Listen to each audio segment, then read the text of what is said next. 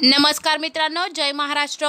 उद्धव ठाकरेंना धक्का आणि शिंदेची कोंडी, भाजपचा नेमका मास्टर प्लॅन। भारतीय जनता पक्षाकडून सध्या एकनाथ शिंदे यांची चांगलीच कोंडी करण्याचा जोरदार प्रयत्न सुरू असल्याची चर्चा आहे।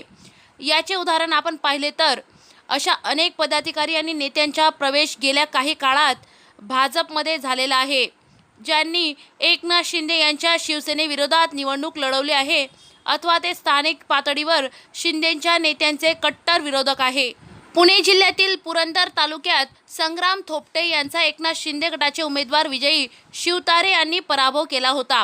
मात्र निवडणूक झाल्यानंतरच्या काही महिन्यातच संग्राम थोपटे यांना भाजपमध्ये सामावून घेण्यात आलं। दुसरीकडे आज मंगळवारी मुंबईत एक महत्त्वाचा प्रवेश सोहळा पार पडला।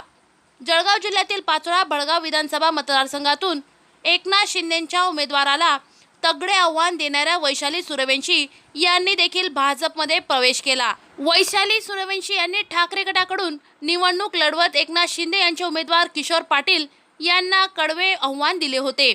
वैशाली सूर्यवंशी या किशोर पाटील यांच्या सख्या चुलत बहीण आहेत। भावा बहिणीची ही लढत राज्यभरात चर्चेचा विषय ठरली होती। किशोर पाटील यांनी एकनाथ शिंदे यांच्यासोबत राहण्याचा निर्णय घेतल्यानंतर वैशाली सूर्यवंशी यांनी ठाकरेंसोबत जाऊन किशोर पाटलांसमोर मोठं आव्हान उभं केलं होतं।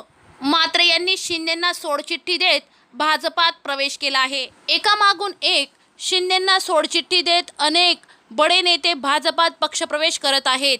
शिंदे यांनी ठाकरेंची साथ सोडली आहे, पण भाजपकडून त्यांना एकामागून एक बडे धक्के मिळत आहेत। महायुतीत 3 भाग पडले असले तरी येत्या निवडणुकीत कोण विजयी होणार याकडे संपूर्ण महाराष्ट्राचं लक्ष लागलं आहे।